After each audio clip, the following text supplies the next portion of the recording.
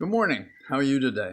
Well, the rain is so great that I'm talking to you from indoors in my basement where I keep my office and some other things. And there's an adjunct room that I use to uh, keep my body as young as I can. But you can hear the rain out this door, and I didn't see how I could walk without destroying my phone, which is my recording device for our conversations. So I'll walk and talk as I go past my office desk and the accoutrements that allow one to communicate in the modern day and age, and little things that separate the room. So those of you out there can be testing whether or not you're magnetic, as some QAnon people think that the vaccine has made you. I've wondered about what characteristic about our modern problems is understandable by popular culture.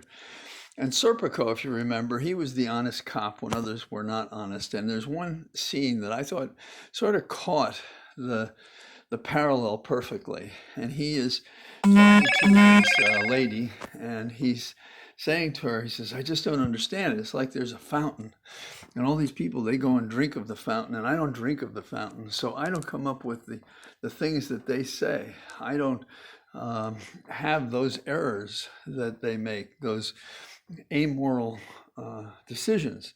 And so as a result, he's the outsider." And in the movie, as in real life, his life was threatened and he was shot, and cops discriminated against him because he basically testified in the Knapp Commission to uncover corruption. Well, here we are today. We're in a similar situation. And who can we get to be honest and to seek accountability for the misconduct of these various people?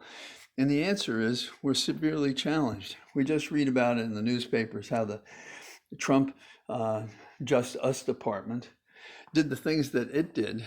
And for example, using Apple to follow the data of members of the Intelligence Committee and their families and their friends to see if they were leaking information. One of the big problems that, from Trump's perspective, as to what was going on.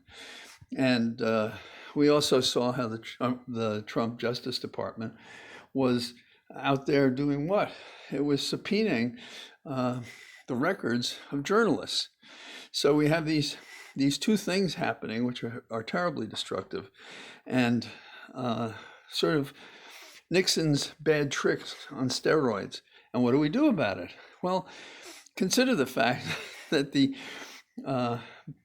current Garland Biden Justice Department is defending Trump's GSA lease on Hotel Trump in DC. How is that possible? How are we doing that? It just doesn't make any sense. So we watch the news carefully.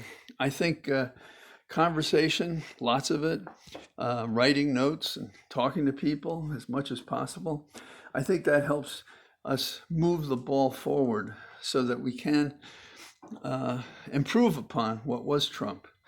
And again, like I've said, we have Biden and we have Harris, and we have a lot of Democrats in positions to make a difference. And we have Denning, who's announced to run down in Florida.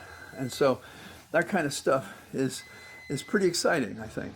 And so tomorrow, depending on the rain and the ability to go out with a phone without destroying it, I'll talk to you from a regular walk and talk, and perhaps there will be a cathedral of trees instead of walls around me. All the best. Bye-bye.